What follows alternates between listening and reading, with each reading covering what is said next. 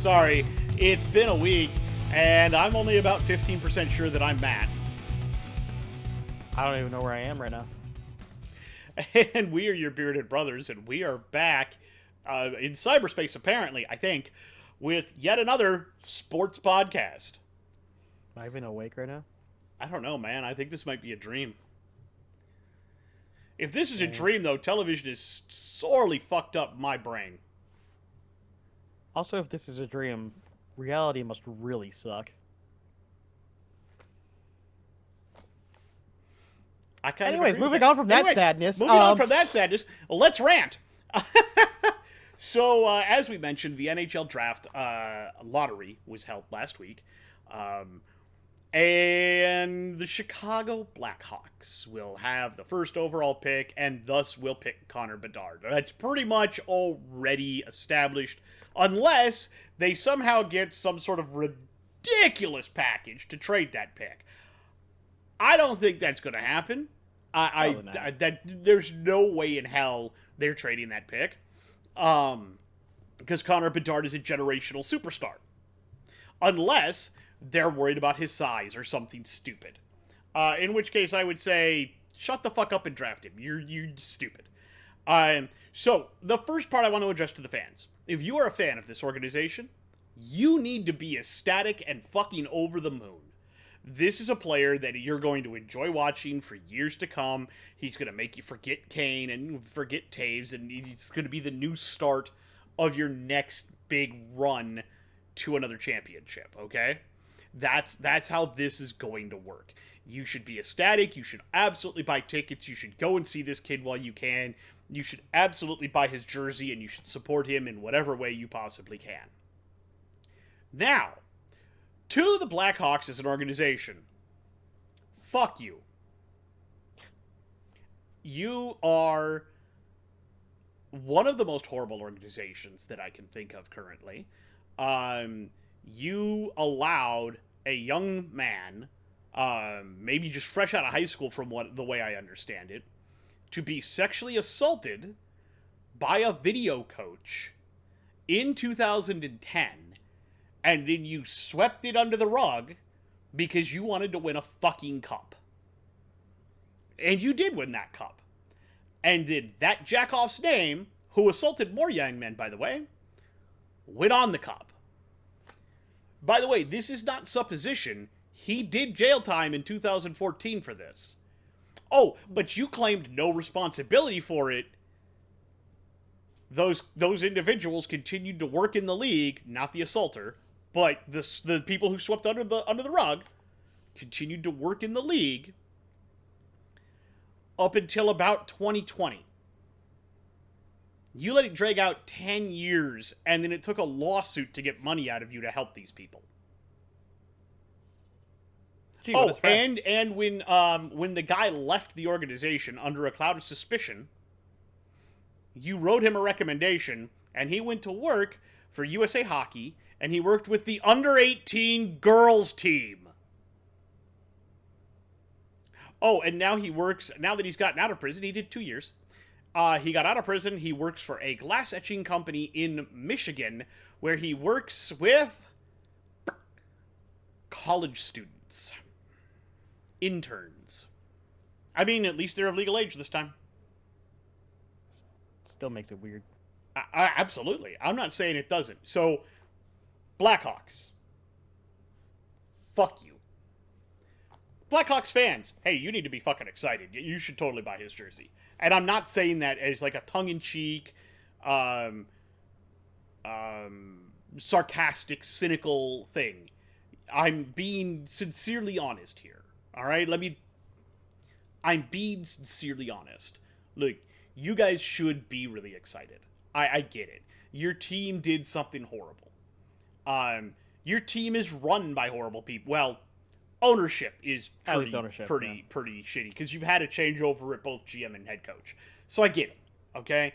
Also, Scotty Bowman is kind of been pushed out over all of this, and I don't say that's a bad thing. So here's what I'm going to say. If I were you, I would do what the fans of Washington did and start fucking agitating for your guys to sell the team. Yep. Does that Washington finally got it done? Washington finally got it done. Dan Snyder is gone. So you guys can totally do the same thing. You're also an Original Six franchise. You deserve better. So to the 100%. fans, I feel sorry for you. You're an Original Six franchise. Your loyalty to your team deserves better than the... I didn't even look up their names because I don't want to know them. It deserves better than that particular combo. If I remember right, they've owned that team for a while now, and the son... The guy that owns it now is the son of one of the other owners who thought that they should black out. Something to do with blackouts, and he didn't want to broadcast the games on local television. Yeah. It took his son buying the team to get them some local coverage for the team. And it's just like, his kid is supposed to be better, but... Man, I don't know, man. They all appear to be a little bit nuts. But that's neither here nor there. So, was it... now, the big question, of course, is, was it rigged? Chris and I had a pretty extensive discussion just before podcasting. It's plausible. But the amount of shit you would need to do to rig it is just not worth the effort. On top of that, the decision to make the Blackhawks number one would also be just a really, like... If you were gonna rig it, that just looks bad. Everyone's making fun of you now, so why would you make that choice? Like, if you knew you could choose differently, why would you actively choose to basically derail yourselves? I honestly feel like if Bettman was going to rig it, he would have rigged it for Arizona, because he just seems to have a hard-on for that team. That or one of the other original six teams that's already kind of has a good reputation. I don't think there were any up there that could have. Okay. I think the other close, Buffalo. I think Buffalo was out of it.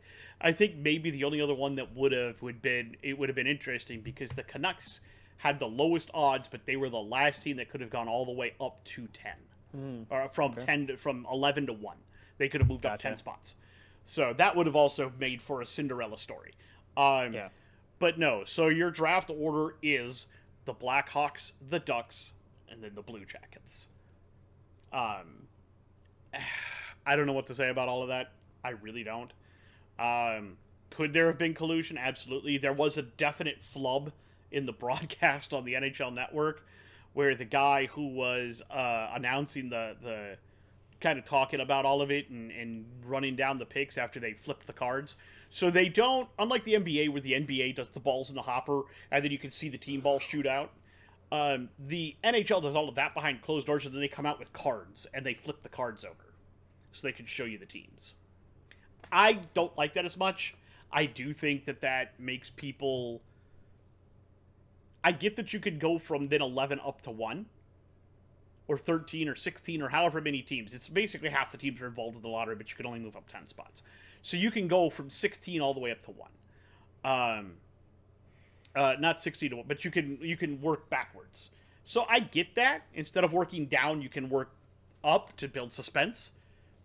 Okay, that makes sense, but blah. It's blah. So there was a flub. Right at 4, they went to take a commercial break, and right before it, the guy actually said, they played a clip of him saying, so that's the first change. Columbus will now draft 3rd instead of 2nd, because they had the 2nd, because it was, the top 3 were Chicago, Columbus, Anaheim. So instead of drafting 2nd, Columbus drafted 3rd. And Chicago moved all the way up to 1 from 3, and Anaheim drafts 2nd. So it's, that right there was just a bad editing flub. People want to point at that as collusion. I don't know that it is, but it is a very bad editing flub and more egg on the face of the NHL. Pretty much. Yeah, it's dumb. However, there was an interesting factoid that I liked. This is now the 2nd time the Ducks have drafted 2nd for a generational player. The first time was Sidney Crosby. Yep. Fair enough. So the other thing I want to rant about on the NHL side a little bit is the what the fuck officiating that is going on in the NHL playoffs right now. There have been a couple of just abysmal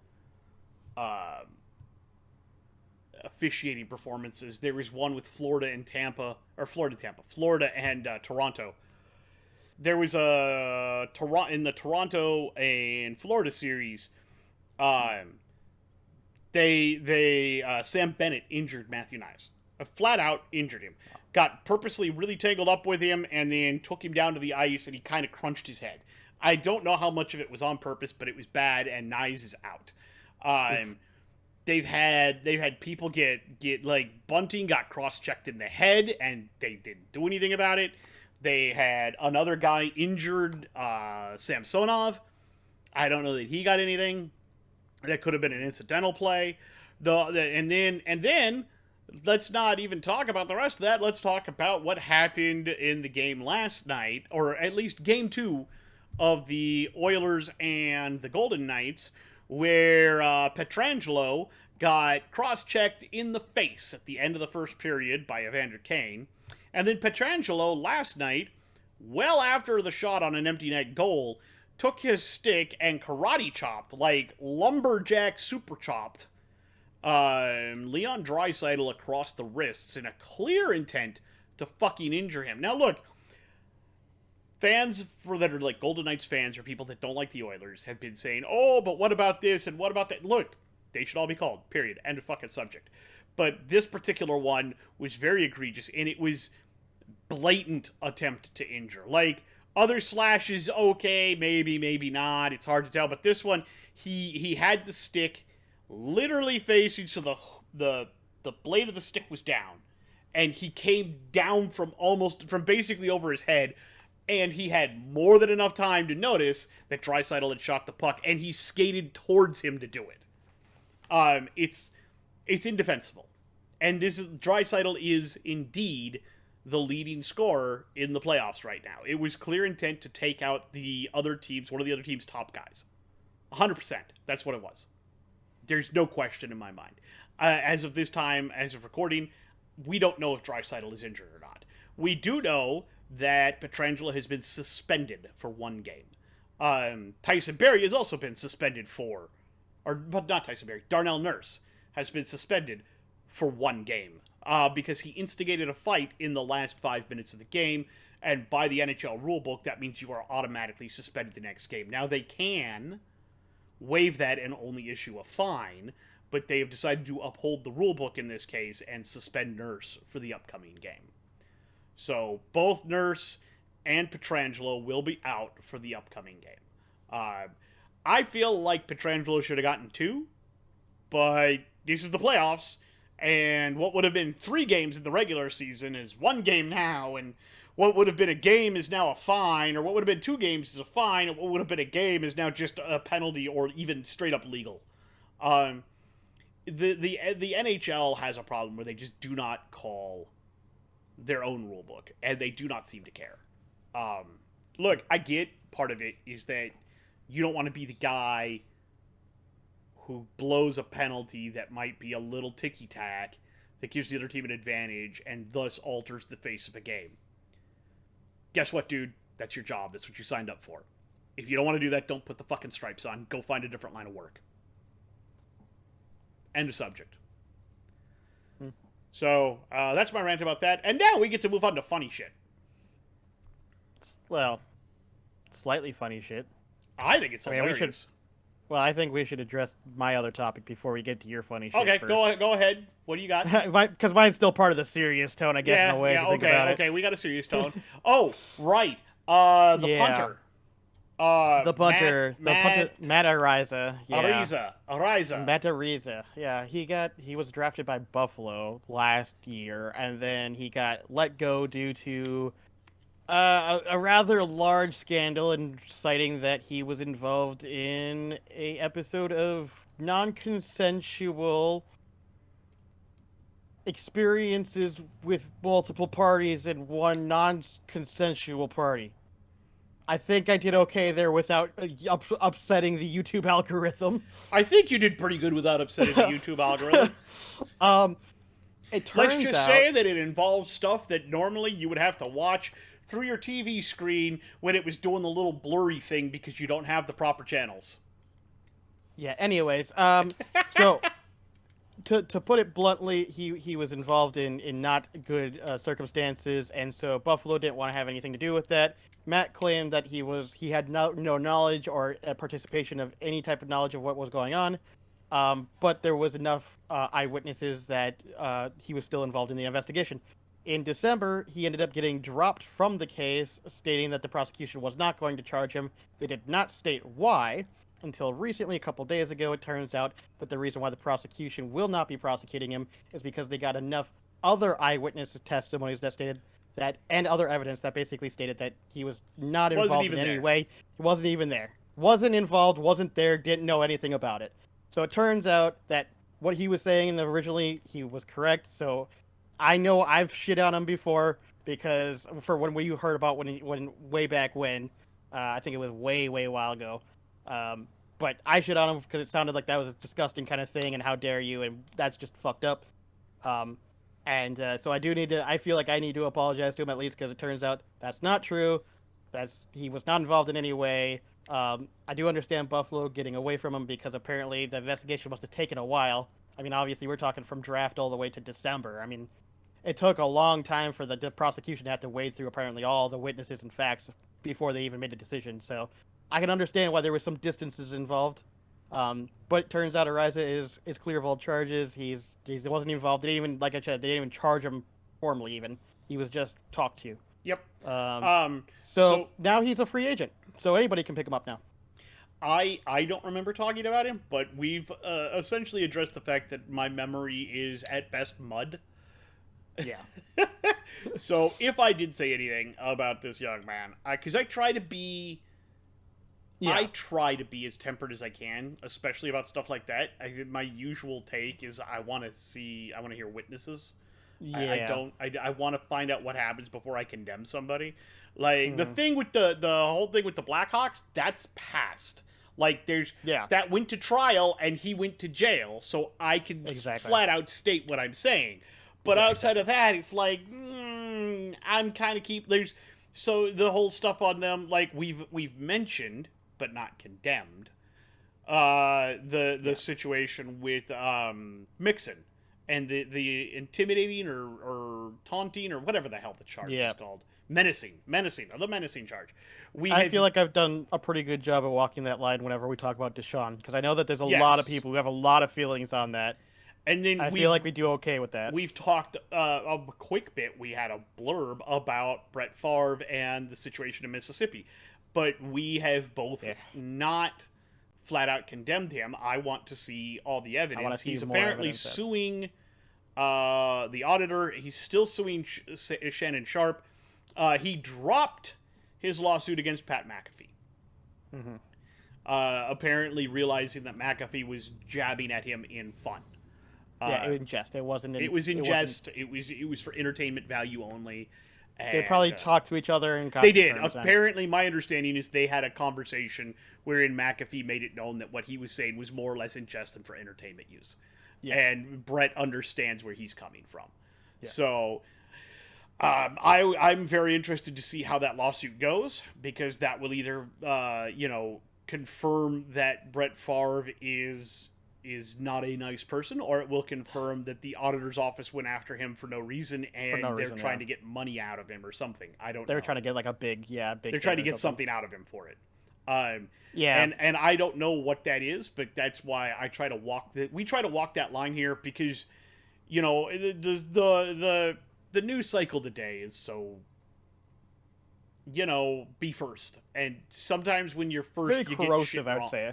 Yeah, and you get shit wrong. And when you get shit wrong, you hardly ever hear, oh, shit, we got that wrong. So corrections, yeah. Yeah, when shit is wrong, that's why I like to wait a little bit. I want to know what the actual deal is before we throw shit out there. I have some knee-jerk reactions about very specific topics, but that has to do with my military background and my medical background. So I will admit to having some bias about some of that, but I try to be, especially about sports, I try to walk the line as much as I can. Right. But yeah, no. If we did say anything about Ariza, if I said anything, I apologize. Chris has said the same thing. Obviously, the reporting was wrong and incorrect. I wish nothing but the best for that young man going forward. I hope he finds a job. I hope he turns out to be a hell of a punter. I mean, from everything I heard, it sounds like he was drafted because he was, one of the top punters. I don't remember where he was drafted, but I think he was drafted pretty high for a punter. I think so too, if I remember right. So, I don't think he'll have too many issues finding a job, I would hope, but no, the problem is getting his name out there. I was gonna say getting the name out there that he trying to change that perspective. That's gonna be the hard part. That's gonna be the hard part. Now, speaking about people that are having a hard time finding a job, now back to the funnies. Back to funny. Cam Newton having a hard time finding a job. I wonder why, Cam. Why is that? Why are you having a hard time, Cam? It's because of his dreadlocks, obviously. It's his hair. Course. It's his hair. They totally want the clean shaven Cam. They don't want to deal with his dreadlocks. Yes. No, Cam. It's because you suck now. Cam, it's because your entire game was predicated on your athleticism. That's gone now. You never really learned how to do anything that wasn't based on your athleticism. You didn't actually learn the other part of the game. And now that you don't have it anymore, you've got nothing left to fall back on. Ain't 32 MFs better than you? Yeah, there are. Listen, I hate to tell you, Cam, there's a reason why everyone said that when you went to Bill Belichick's system, this was your last chance. There's a reason why, because everyone was going to say, everyone knew you were losing your athleticism, everyone knew you were getting older, and they want, okay, this is going to be his chance to show, does he still have a brain? Can he learn the Bill Belichick system and have success? The answer was only half there. Yeah. You were only half there. I'm sorry. And that's why you got drafted and pushed out, because you were only half there and everyone saw it. Yep. And nobody thought, and you couldn't put on the potential, so you got replaced, and now nobody thinks you're a starter, because you're not. You're not. Absolutely not. Not in any way, shape, or form. There are two teams that I could think of that might reach out to you. Arizona is one of them. Only if... Depending on the Murray. Depending on the Murray situation. Yeah. And the other one, depending on their situation, is the Niners. Sounds like that's less likely to happen, though. I just heard a report that Kyle Shanahan said that Purdy pretty much is expected Purdy's pretty much good to go. That's my understanding. Yeah. So that's way less likely to happen. Now, you could get a midseason call from the Raiders because apparently Jimmy Garoppolo is made out of glass. That's true. That is possible. So keep yourself in shape. Somebody may call you. Don't forget, though, don't they still have Stidham as their backup? And he loves Stidham. Yeah, they love Stidham. Whatever. They do love their Stidham. Now, speaking of schedules, do you have any other news? I'm trying to think if there was anything else that came up. I mean, we can talk about the fact that the Panthers just beat the shit out of the Devils. I mean, yeah, but... Or not the Panthers, the Hurricanes. The Hurricanes. Yeah, I mean, to be fair, I predicted that, though, so... Did you? I thought you had the Devils beating the Hurricanes. No, I had the Devils only winning out their one. Yeah. And then I had the Hurricanes 4-1. 4-1 over the Devils. Now, I got the score. I would have gotten the score wrong. I would have probably done it 4-2, but... No. 4 games to 1. I think you had it at 4 games to 2. I would have had it 4 games to 2. Now, there is another amazing stat about all of this, which is Toronto is currently in games where Toronto is playoff games where Toronto is the only team that can be eliminated. They are now, after staving off elimination the other night, 4-0 in games in which they are the only team that can be eliminated. They just don't want to lose. They are like 0-3 in games where it's a winner take all, or 1-3 or something like that. Yeah. They are not good at winner take all, but they don't want to lose. Yeah. But they are very good when you put them against the wall. Yeah, they don't want to win, but they don't want to lose. Yes, so they could entirely drag that series to 7 games. They probably will, actually. They probably will, to be completely honest with you. Jacob Wohl looks like a hell of a goalie for them too, so I'm very, very pleased with that. Yeah, I mean, outside of that though, I got no other news. If we just want to move on to our next Let's go ahead and move on. So, last night, the NFL released the 2023 schedules. I've looked at them. In fact, I looked at the Vikings schedule specifically, and I have predicted what the Vikings record will be, what their wins and losses are. Chris has not seen this yet. So when I read him the games, he's going to be reacting on gut instinct alone. And we both have pretty prodigious guts, so I think this will go quite well. This will be interesting, yeah. This will be very interesting. So, Minnesota opens the season at home against the Tampa Bay Buccaneers.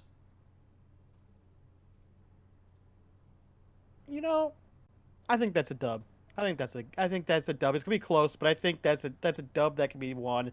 It's Baker's first real game in the system. I mean, outside of preseason, but it'll be his first real season game in the system.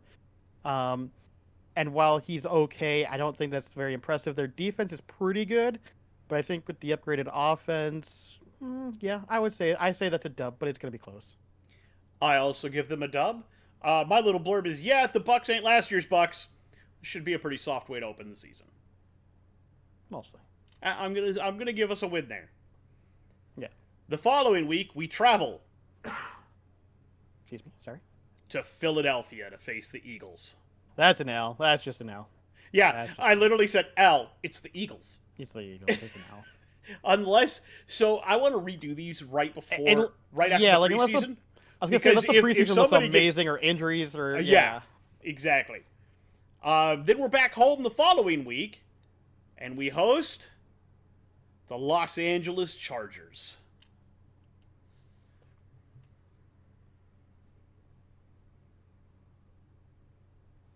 I'm gonna give us a dub. Really? And I'm only gonna do it because the Chargers are a weird team that I have issues with their consistency, and they make Brandon Staley. I'm gonna keep fucking up that last name. Stanley. You still want to say Stanley, don't you? I do. He makes weird decisions, man, especially like when he thinks they're losing real bad, they'll start going for it on things that they shouldn't. And so I still got question marks there. I think they're a very, very good team, but I think this is actually one of the early games that Minnesota could just snap from a loss, kind of thing. I'm going to give us the L on this one, and I have my reasons. I actually stated this. That's fine. We're at home, but it's the Chargers, and they should be fully healthy. And that pass rush is going to eat our offensive line, and we all know Kirk does not do well when you pressure him. We'll talk about that in Vikings Corner because I do want to bring up. I watched that video, by the way. Oh, you did. And I want to bring up the quarterback school. I want to talk about that because it's something I think we need to state.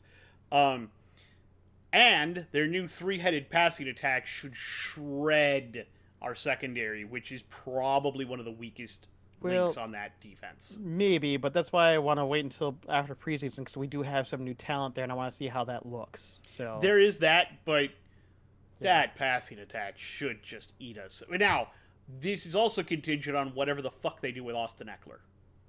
Exactly. If they have like no running offense, and we just pile on the box and just say screw you, we're just gonna blitz you all day long. If they can't stop it, it's gonna suck for them. What I would do? No, I know, but you know what I'm saying. Like if you basically planned for it, or you could do the complete opposite and just go, we're just gonna send everyone out and cover man coverage all day long. I would do a lot of dime coverage and just double and triple team receivers and just let my line eventually work their way inside. Yeah, that's how. I was gonna say that it's one of the two that you'd do it. But my point is that if they have no running game, it's easy to. But we'll see what they do. But I give us the L there. You give us a dub. We disagree, but that's okay. It's loose. Then we travel to Carolina to face the Panthers.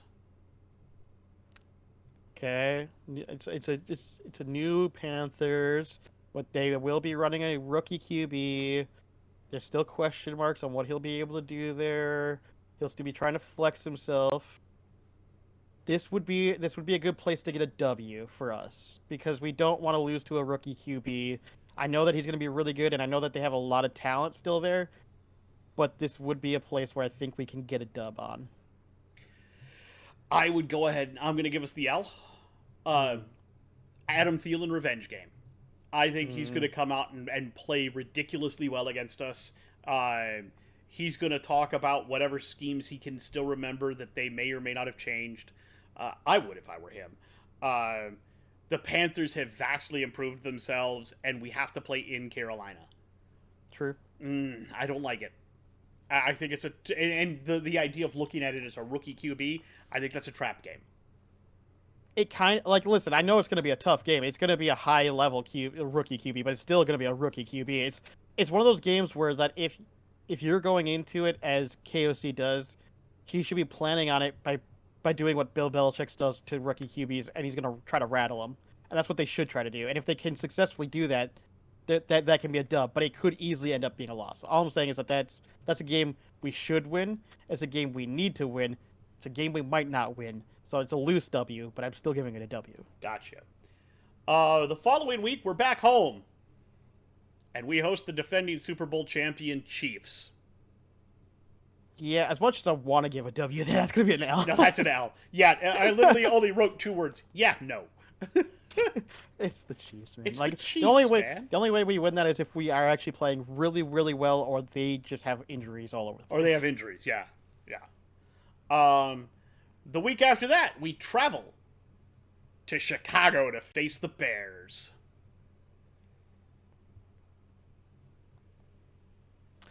You know, the Bears are a weird one for me. I think ultimately we're going to end up splitting probably with the Bears. I think we're going to end up winning one and losing one.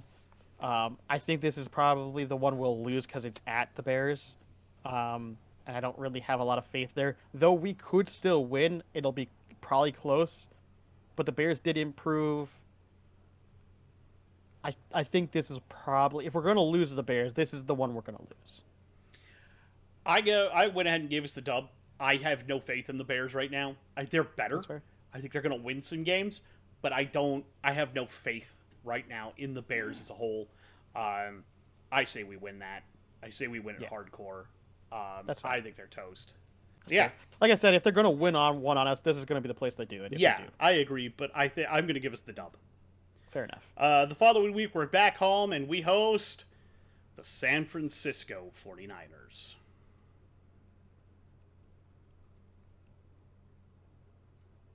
Yeah, that's probably a loss. Yeah, I gave us a loss, too. And it's contingent on them having a healthy QB. Like I said, it's probably a loss. That's an area where they've had some issues. Yes, it is. The following week, we go out to Green Bay. Lambeau Field. That's a W. I don't believe in Jordan Love for a second. I also gave us a W on that. I said, yep, I'm calling it now. I don't trust Jordan. I don't trust Jordan Love. I don't trust the offense. I don't trust a lot of things about the Packers. I do think I think we're going to have to overcome their defense, which I think will be improved. Yes. But I don't think they're going to be able to stop us. And from everything I've seen, they never know how to stop JJ. And now that we've got, now that KJ's come into his own and TJ's out there, and we're going to have JA as well, I don't know what they're going to do. It's going to be ugly for the Packers this year, I think. Then we travel to face the Atlanta Falcons. While they have improved and they're going to have a scary run game, I still think that's going to end up being a W because I don't have a lot of faith in their defense. Our offense will just shred that defense like it's nobody's business. And while their offense is good, Desmond Ridder is still a question mark, so they'll only have a really good running game with a decent passing game. It won't be enough, so that's going to be a W. I also give us a W on that for all the same reasons. I also said, yay, back-to-back wins. Pretty much. The following week, we are home to face another NFC South opponent, the New Orleans Saints. Okay, they have Derek Carr now. They're still kind of a dangerous team, but I don't have a huge amount of faith in that defense, though improved. I'll give us another W there. I also gave us another W there. We can't play in New Orleans, and they can't play in Minneapolis. That's also true. If we were in New Orleans, I'd be apt to give us the L. But we're playing in Minneapolis. They're going to lose. That's true. Then we have to go back out on the road And we're going to go to Mile High Stadium in Denver to face the Denver Broncos. So, the real question then now comes, has Sean Payton fixed Russ at this point? And that's where this really comes down to, because I think the rest of the team is good enough. So the question mark I have to then pose is, Russ back to being Russ? No, we win that game. I'm going to say yes, that he has fixed him, and we're going to get the L. Also, because we're playing in Denver. Fair. That is a really big home field advantage for the Broncos due to the air thinness and everything else. You would think so, but it doesn't seem to always work out for them. No, it also depends on how they're calling plays, but it has in the past worked favorably for them. So in this case, I will say that we'll take that L. Sean Payton will have fixed Russell Wilson. He'll have a great offense in place, and I think it's going to be everything they thought Russ was going to be, or at least most of what they thought he should have been last year. We'll see most of this year. I think Russ has a mental issue that I think that Sean Payton can't touch, and Russ has to figure it out, and I don't think he can. No, that's just you, I suppose. But that's just my opinion. Based Yeah. on what I've seen. I don't know. We'll see. Then we're back home, and we host the Chicago Bears. Yeah, that's going to be a W this time. Yeah, that's a W. And I have a sweep in the Bears. Not this year, Bears. Not this year. Not your year, Bears. Then we travel back out. We go to the City of Sin, Las Vegas, to face the Raiders. Can we beat the Raiders at their home turf? I mean, they got a decent team. I just don't know if I trust in that QB, especially with that O-line. I think we can win that game, but I don't know if we will. Do I? Do I not? How's their defense? Thinking about it. I gave us a W there. I also said we should win that one because I said by this point in time, Jimmy G is hurt at this point, and the Raiders are circling the drain, along with McDaniel's coaching career. Again. Poor McDaniels, dude. He just can't win. The next week, we're still on the road. We go to Cincinnati to face the Bengals. That's a loss. Yeah, I also give us a loss. I just said, yeah. Unless Joe Burrow's injured again, it ain't gonna happen, guys. Pretty much. Then we're back home, and we host the Detroit Motor City Kitty Lions. At home? At home. We'll win that one. We'll win at home. I also said we should win at home against the Lions. We should win. Should, yeah. We'll have to see how that is because it's late It'll be in a the pretty season. close game, to be honest, and it's late in the season, yeah. Yep. Then, next to last week of the season, we get the Packers at our place. And we will win that, too. We'll sweep the Packers. Yep. I said, Packers, win. Get your brooms out. We're sweeping them this year. We're sweeping the Packers. And then the last game of the season, we have to go on the road to Detroit.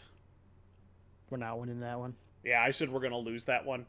So, my total this year, and I'll total yours up over here on your side of the screen, because I didn't pay any attention to it now, so when I'm editing, I'll actually have a running total for both of us. One over here on his side of the screen, doobity-doobity-doo, and one up over here for me, doobity-doobity-doo. And then I'll probably, down here somewhere, I'll probably have, the team and at and whatever else. So, now we know.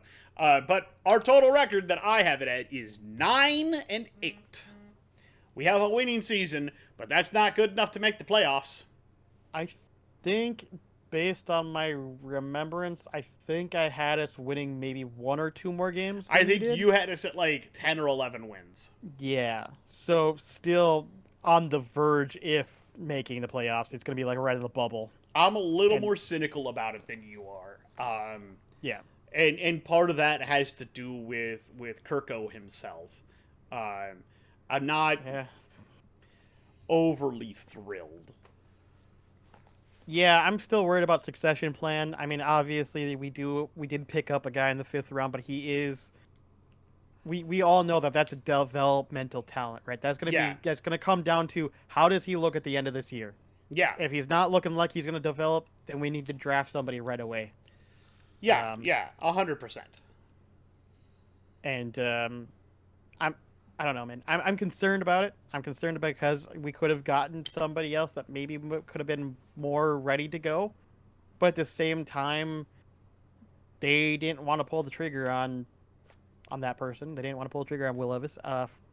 So We have talked they, about that here also on one of our past podcasts yeah, as to why apparently the Vikings have said they didn't pull the trigger on him. yeah, and I don't necessarily agree. Even though I understand, it's one of those weird things. And it turns out that apparently the rumor going around now, or supposedly it's been confirmed that apparently the Vikings tried to trade up to get Bryce Young. Well, duh, everybody in their goddamn team was probably trying to do that. So let's not pretend that that's somehow news. There was no way we were ever going to be able to give enough to the fucking Bears to get that pick. No, but at the same time, like, obviously we called to ask about it. I'm sure a bunch of teams probably did. Oh yeah, I don't think Chicago ever hid the fact that they were more than likely going to trade that pick. Yeah. So I've been hearing that, like, being like, oh, the Vikings wanted that QB, and because they didn't get him, they didn't go for anybody else. It's like, okay, first off, yeah, they tried because that's what they're supposed to do, because, that's kind of their job.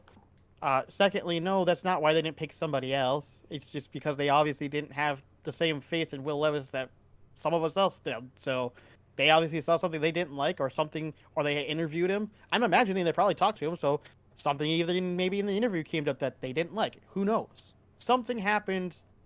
We don't know the full details. They've only released some of the reasons.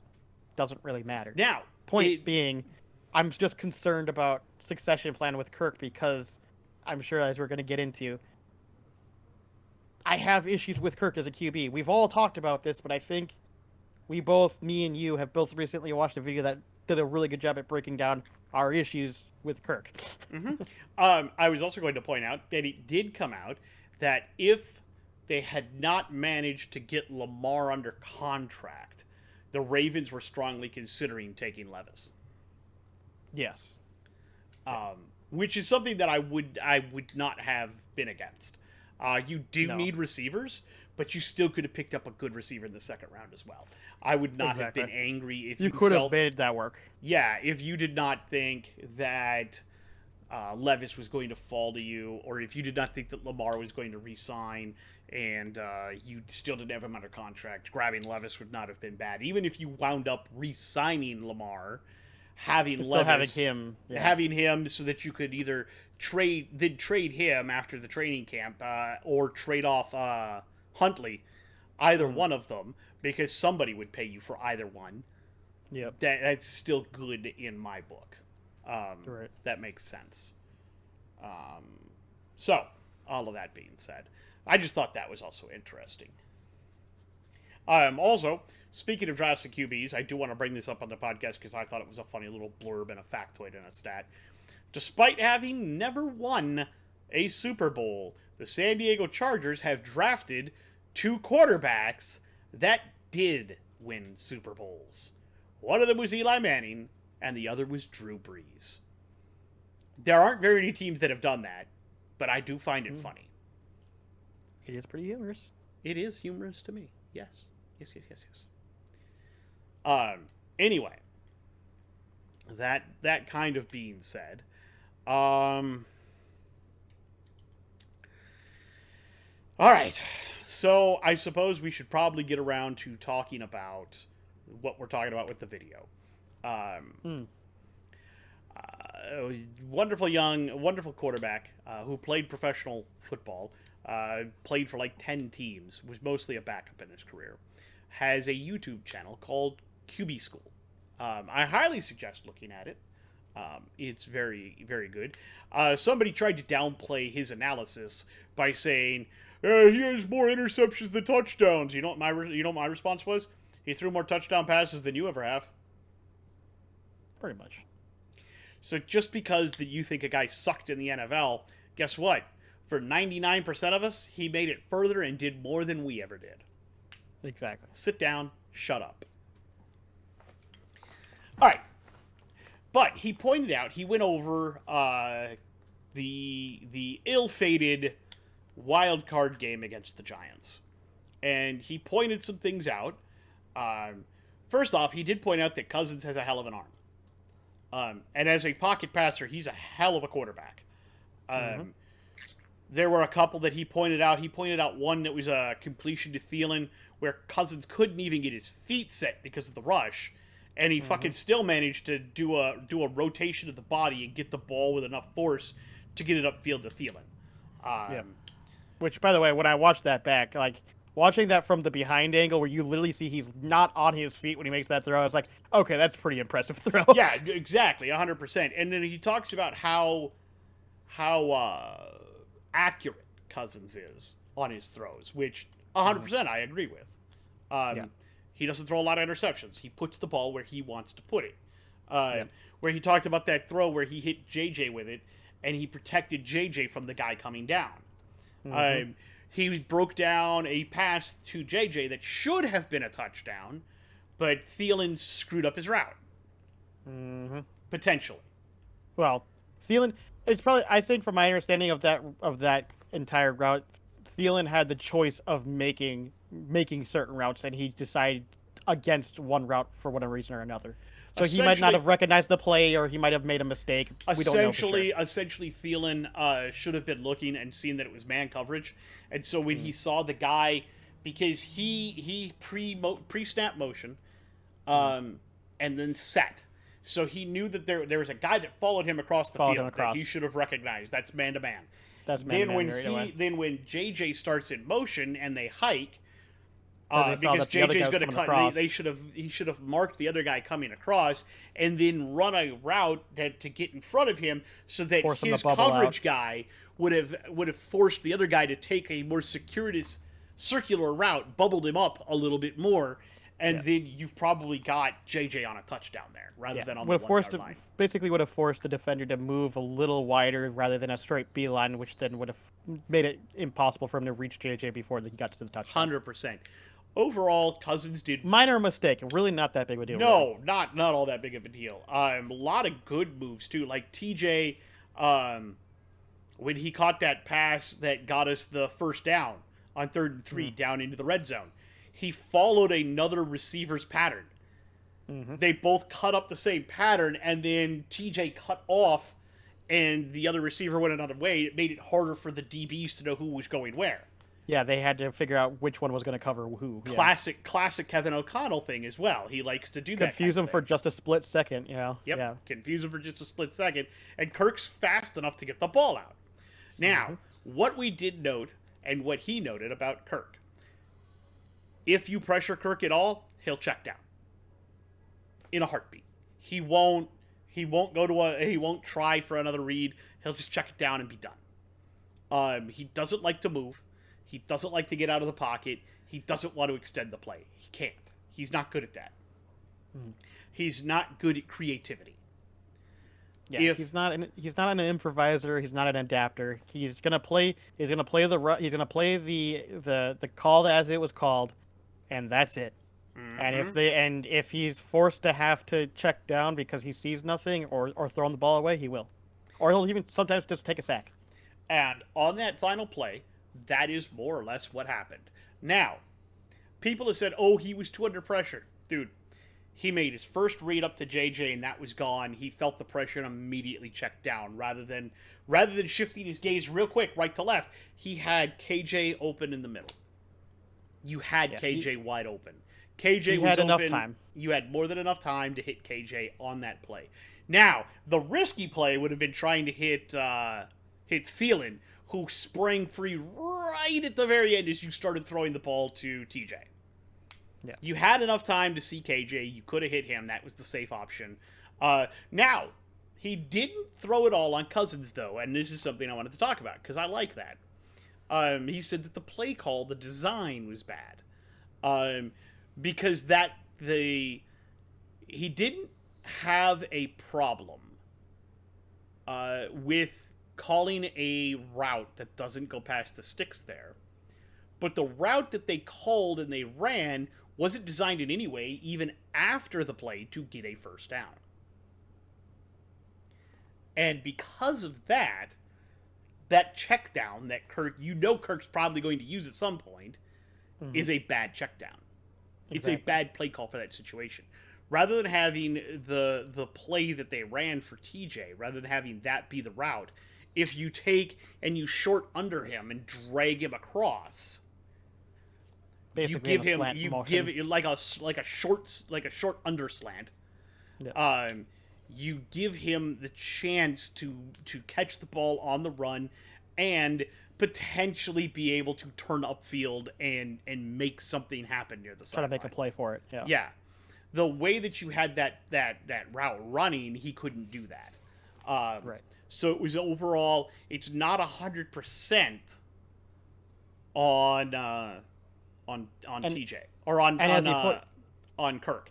You got to throw some of it on KOC, which it's his first year head coaching, so you're going to have those mental lapses. Yep. And then on top of that, he also pointed out that the O-line in that moment too, the coverage wasn't terrible, but it wasn't perfect either. They double covered the one guy who kept running, basically that was tearing up our entire O-line, and they double covered him for like a second, and then our center moved off of him for some reason to cover somebody else when he didn't need to, and thus not creating enough time for Kirk to fully do his progression. If you'd have kept the double on him, the double team on him, you probably would have had a cleaner pocket for longer for Kirk.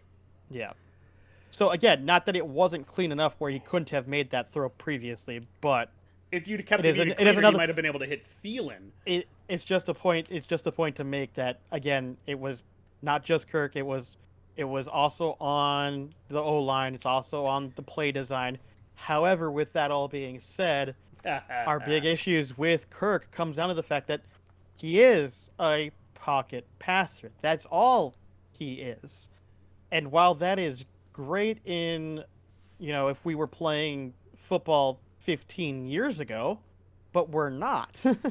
I mean, even 15 years ago, even Peyton Manning could move out of the pocket and create a little bit. Even Tom Brady could move out of the pocket and create you know what I'm getting at though, because like Matt Ryan had a lot of success, and that he was mostly known as being a pocket passer at that time too. So yeah, I mean, you see what I'm getting across is that it's been more and more moving away from that, and we're at the point where there's not many pure pocket passers in the league anymore because they're not successful anymore. And the only reason Kirk Cousins is still there is because, well, to be frank with you, Kirk Cousins was pretty much the last really talented pocket passer. Yeah, like he really is. Like I'm not gonna say he's a bad, because he's not. He's probably one of the best pocket passers I've seen in a while, outside of some of the very big names you know. The problem is that Kirk Cousins has is that that's all he is, and he's in a time where the NFL has been shifting away from that for a while now, and he just can't find that success that maybe he would have found 15, 20 years ago. Not only that, if we look away from that, even the idea that defenses and the defensive schemes have become more and more attack oriented, and linebackers have gotten better at being able to blitz, and defensive linemen have gotten stronger and faster. They're not just, they're not William Perry anymore. Yeah. You've got guys that are actually quick, fast, and agile, and they know what they're doing, and so we're having a lot less time to throw. So having a guy that can move a little bit and extend and create and change your angles so that you can get away from like the Bosas and people like that, that is super helpful. You don't need him to be Lamar. You need somebody who can just move enough to let him go by you. Literally, like, that's what Joe Burrow is to me. Joe Burrow is an excellent pocket passer who has just enough athleticism where he can move out of the pocket and make plays and can still run. He's not a Josh Allen. He's not as quick or as burly as a Josh Allen, but he can still make plays when he needs to and improvise when he needs to. Mm-hmm. And he's still a really good pocket passer. Reminds me of Jim McMahon. Yeah. For the younger people who don't know who Jim McMahon is, he won the Super Bowl with the Chicago Bears as their quarterback and consistently pissed off Mike Ditka, because Mike Ditka was one of those guys who, I call the play, you run the play I call. Fucking Jim McMahon would get out the line and go, yeah, we're not going to do that. I see this, this, this, and this. You're going to go over here, you're going to do this, and you're going to do that. And Ditka would throw his clipboard. Though most of the time, Jim was correct. Well, most of the time, Jim was absolutely correct. Ditka hated it. Jim didn't give a crap. Nope. And at the time, if I remember right, Jim was also kind of as was prevalent in the 80s, I believe Jim was pretty into drugs, but I could be wrong about that. From my understanding, he was... From my understanding, a lot of them were, though. So fairly involved. I'm not actually going to say much about that. No, a lot of people in that time were. Anyways. Well, I mean, the 85 Mets. The 86 Mets. Yeah. Mm-hmm. Yeah, exactly. Anyways. So yeah, with all that, when you look at all that and you just look at Kirk Cousins, it's easy to get into the false equivalency of he is a really good quarterback. But the reason why I have an issue with him is the one thing I've always been trying to get across to people, and it's hard whenever I talk with people because they'd be like, but he's a really good quarterback. You're right, he is a really good quarterback. But he's not a Super Bowl winning quarterback. I just don't think he is. I don't think he can in this era of NFL can he win a Super Bowl unless he has the best offensive line, and unless he went to the LA Rams when Stafford went, I don't think he's going to win a Super Bowl. 100%. You would have to have just a stupidly good offensive line that most teams do not have. Like if Kirk Cousins went to the 49ers right now, he probably could win a Super Bowl. I was gonna say Kirk Cousins back on like the Saints team that won the Super Bowl. Absolutely, 100%. Yeah, because Drew Brees was a pocket passer and he was damn good at it. Kirk Cousins probably could do that, but these days you don't have that kind of. It's hard to have. It's hard to get that kind of an O line with that kind of an offense and that good of a defense at the same time. Like it's very, very, very difficult. It just doesn't happen much anymore. And we don't have enough tools for Kirk to be able to play the way that he does and do anything more than maybe make the first round of the playoffs and be a 1 and out. Which is why I'm not, again, I do not think that Kirk Cousins is a horrible quarterback. I think he's a very, very good quarterback. But he's a very, very good quarterback for what existed 20 or 30 years ago. He's not a very, very good quarterback for today. And that is my biggest problem. He needs to be able to shift and move and get out of the way and try to create something, and he just can't do it. Now, I would love to see this season, see him do that, and prove everybody wrong. I mean, he tried that last season, and that didn't work. Because remember, he came out, the season before, I think he came out and was talking about how, he's been trying to work on that and stuff, and it's like... It's still just not working. It's just not working. It's not your type of game, which is fine. It's just not, but at the same time... It makes it hard unless you can somehow find a way to make it work. It's going to be hard for fans like us to be like, this is good enough. Yeah. You know? And it's I understand. But if you're going to come back to the team and we're going to give you money again, you're going to have to take less of it. Pretty much, yeah. Because you're not the quarterback we need, and we need to be able to restructure our team and start moving some things around so that we have more room to do more of what we need to do.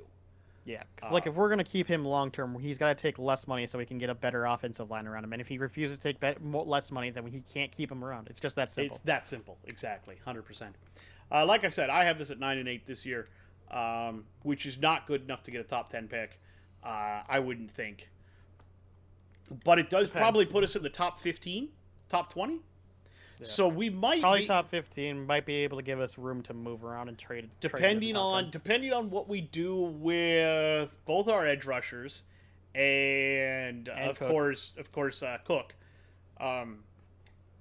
It'll be interesting to see what we do. Now it is being said by a lot of people who have seen him because I think the rookie mini camps are going on, right? I think some of them have been going on, yeah. Yeah. People who have seen Andre Carter the second or third or whatever he is. The undrafted. No, is it? I think it's the third. Is it the third? Okay. AC3. I honestly feel they've been saying, at least I've been hearing pundits say that he is a freak of nature when it comes athletically, when it comes off of that. there's a lot of people that feel like he is going to be the next big edge rusher for the Vikings. Which I mean, he's got a little berry. Okay, I didn't know if that was a berry or if he ripped a bell out of his. No, it's a little berry. I don't. The thing is, if he was so good, why the hell did he not go drafted? I don't get it. I think a lot of people were worried about the service commitment. Well, they shouldn't have been. I don't get that. I do. You see it a lot with service academy, and also people are worried because it's a service academy. You don't really play anybody of substance, so you can't really rate people based on what you see on tape because nobody else. If you're playing against only people who are never, ever, ever going to play in the NFL, how do you rate them? Right.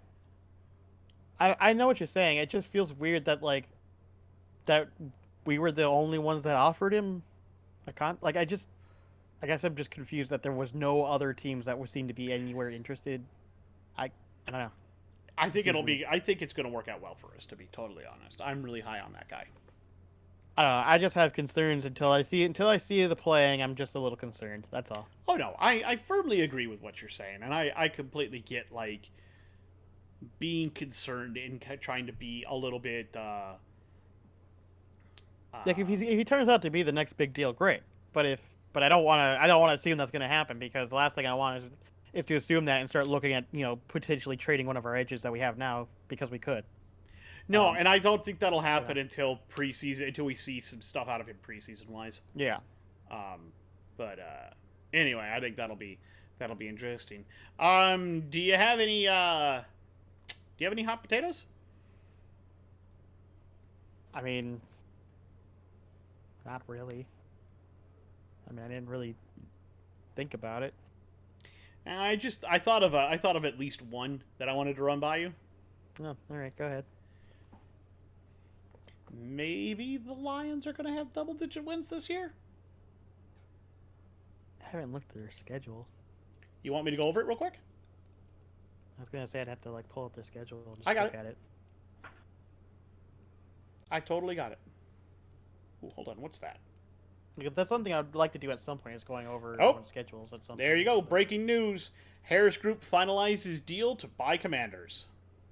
I mean, we all kind of knew that was going to happen. Yeah. So here is the Lions' schedule. You ready? Yeah. So they open the season at the Panthers. Okay. Then they're at the Chiefs.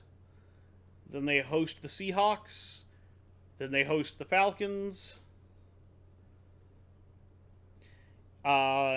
Then they go to the Packers.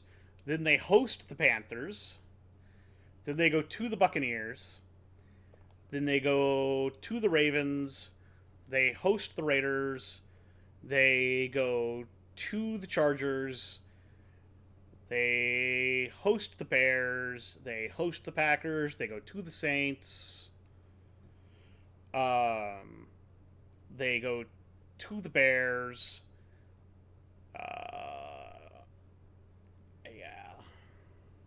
They host the Broncos.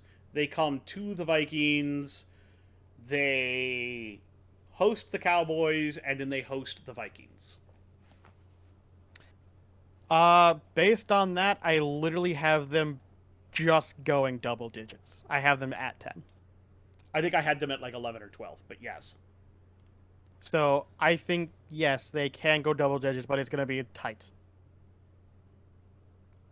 But, so, basically what we were saying is that it's excitable this year. Yeah, it's definitely possible. But I would definitely say the top two teams in the North right now is definitely the Lions and Vikings. In my opinion, currently as it stands, without having seen any preseason games or any games of any kind, I want to preface that right away. Yes. Boom! Hit that button. Based on just stats and what's on paper, to me it looks like it's gearing up to be a Lions Vikings division next year. I got one more for you. Season. Okay. maybe the Jets are finally going to break their playoff skid? Will they finally make playoffs? Yes. I actually do think they'll make playoffs. Will they go to a Super Bowl? Probably not. I agree but with you they on will that, probably but make playoffs. They will probably make the playoffs this I'll year. give them like an 85% chance they're making playoffs at this point. Yeah, I have to wait should. until they play more, but they have everything on paper to make it work. They have everything on paper to make it. And Aaron Rodgers, yeah, that only makes them better. As long as he works with those receivers and can like connect with them, I think they'll be fine. Well, I mean, they already got they signed Lazard. They already have. What's his name? I was gonna say two of them, Cobb, Lazard and Cobb. Randall Cobb. I was gonna say, oh no, two of them are people he's already worked with. So yeah, so he doesn't really need to work with them. He already knows them. No, that's what I'm saying. The other two, which is what is it? Wilson and Wilson and Garrett Wilson. Who's the other one? I don't remember. There's one more there. I forget what his name is. I feel bad saying that, but there is one more there. At least Davis or something? I think. Yeah, Davis. I think so. Corey Davis or something? Yeah. There was more, but they traded him off. They traded him off, yeah. So as long as he works with those other two, I think they'll be fine. I think they will be too. I think they'll be great. And they'll have the running game back. Like that's gonna be dangerous. That's going to be helpful. They've got a better offensive line. That's going to be helpful. We'll have to see how it all works out, man. On paper, it looks like they'll be really good, but we'll see. I agree with you. It does look like they'll see. They're the Jets, so they are the Jets. Let's not jet it. It's hard. It's hard not to look at everything on paper and go, yeah, but all these players have the Jets logo by them. If this was on any other team, this would be successful. Yes. There's a reason that the Jets are on the skid they are on for not making playoffs. Yeah. Yeah. Like, literally, this roster anywhere else should have success. 100%. If the Jets don't have success with this, I don't know what you can do. You're just permanently cursed, I guess. I don't know. Oh, rumor mill circling. Apparently, Tom Brady has bought into the Raiders somehow. I heard about that. I don't know if that's... I don't know how you could possibly do that, and I don't know if that's even true. I don't know what the deal is with it. I have no idea. I haven't heard enough details. I just wanted to throw it out there because I thought it was interesting. Yeah. Apparently that's the new thing, is celebrities are buying into sports teams. Because I noticed that, too, with, like, apparently... Snoop Dogg. It's like... Snoop... Yeah, well, no, he pulled out already, apparently. Reynolds pulled out. The Reynolds bid for the Senators. Reynolds, yeah. But he still actually owns a football team, though. He owns the soccer team, yes. That soccer team, yeah. Wrexham. Yep. There's one other actor that I think just recently bought a club, too, off with Ryan Reynolds' help, apparently. But yeah, as far as I know, Snoop Dogg, the group that Snoop Dogg is with, is still in bids for the Washington Senators. Yeah, I thought I heard that Snoop himself pulled out and the group was still going, but I don't remember. I could be wrong. Didn't hear about that. I do know that Ryan Reynolds' group will not continue with their bid to buy the Senators. That I did hear. But the Washington Capitals, not the Washington Senators. The Capitals, yeah. Not the Ottawa Senators. Reynolds' group, unfortunately, did pull out. I think that would have been interesting if nothing else. Probably, but there you go. So, you got that. All right. Do you have anything else? Nope. All right, I feel like this is going to be a short podcast, but I do want to point out that my brother has restarted his YouTube channel. Sort of. It is called... Started uploading again. He started uploading again. It is called Games Past Their Prime, but he's not really doing what he did at one point in time, as he's explained. He really couldn't... in his first episode, he does say, I couldn't get the editing the way I wanted it to. I don't have the skill to do that. Until I do, I'm going to do something else. And in this case, it's Games Past Their Prime Plays. And he is currently playing and uploading and doing a review of... Oh, Star Wars Jedi Survivor. Yeah. There you go. Brand new Star Wars game. Figured it was a good time to do it, so. Yeah. Go watch. If you like Star Wars. If you like games and you like Star Wars. If you like games, you like Star Wars, and you want to listen to more of us. I just ramble and get angry at it, so. I can't imagine why anybody would listen to us more than they already do. I don't know either. Not unless they want to, like I said, unless they want to hear me rage. I mean, I did. People always enjoy hearing people rage. I did smack my desk today when I was playing, so I probably will edit that out because it was really loud. But I wouldn't leave that in, including the swearing. No, I leave the swearing in, but the smack I might have to actually like severely reduce because it came across pretty loud. I think. So there's the mic because it's on the same desk my mic's on, so I think it's the vibration. I think it's gonna fuck that up. So I either have to severely reduce the sound or just completely cut it. All right. Well, that is going to be it for us this week. We'll see what we come up with for next week. We are definitely going to be starting to keep an eye on the NFL as things are starting to develop now. We're gonna the NBA playoffs are still going on. The Suns are out as Denver has finished them off. The Corgi apparently, for those of you that know exactly what I'm talking about, the Corgi has predicted that the Warriors are going to take the next several games and bounce the Lakers. They're up against the wall. They one loss and they're eliminated. So they really have to play hard.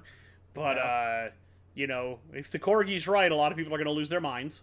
That's true. That's true. We all know how dogs are. We all know how people are about dogs. People love dogs. Well, dogs love people usually. Not always. Depending on the dog. To be fair, most of the time the only reason dogs don't hate people is because a person hate that dog. Cats, on the other hand. Cats just hate everybody. Cats hate everybody. I have met a couple cats that have been very dog-like, but most of them aren't. Yeah. The funniest one is, so I'm going to tell a story real quick before we get off. My friends, when I go over to Shannon's friend's house, they have a cat. And I generalistically ignore him 90% of the time. Like, I don't care if he's there or not. Like, hi, how you doing? And then I sit down and we're doing stuff. I'll be the one person that he comes to. He jumps up on my lap. And I finally figured out why. It's not because I don't want him there. I'll pet him while he's there, and I'll give him all the scritches, and then when he wants to get down, I let him go. Everybody else wants to be like, oh, kitty, kitty, kitty, here, cute, cute, cute. And he's like, no, get the fuck away from me. You leave him alone. When he wants to go, I'm just like, oh, okay, bye. He leaves when he wants to leave. Yeah, so he knows that he can jump up and be warm on my lap and get all the pets that he wants, and then he can leave when he's tired of it. And I'm not going to stop him. So I think maybe I would be a good cat owner, because I really don't care. I mean, to be fair, that's just our family in general. We just don't really care. But yeah. Our family in general is a little bit weird. I've lived with cats, and that's pretty much the same way I've treated most cats, which is, oh, you want to pay attention? All right, there's a cat here now. Cat's great. Oh, cat leaves now? Cat's gone, I guess. Okay, bye. The thing is, I'm smart enough to also know that, I don't want to hold on. The thing is, I have the in my mind, it's not because I don't like the cats and don't want to hold on to it, because I, sometimes do want to cuddle the cat. It's also the understanding that if I don't let it go, it's going to scratch and bite me, so I probably should let it go. Yeah, it's like having little miniature Wolverine claws, man. No, I'm not fighting I don't want that. Come on. Even if it's just a minor nah. scratch, I don't want to fight that. I'm not stupid. Let it go. Let it go. Have a nice day.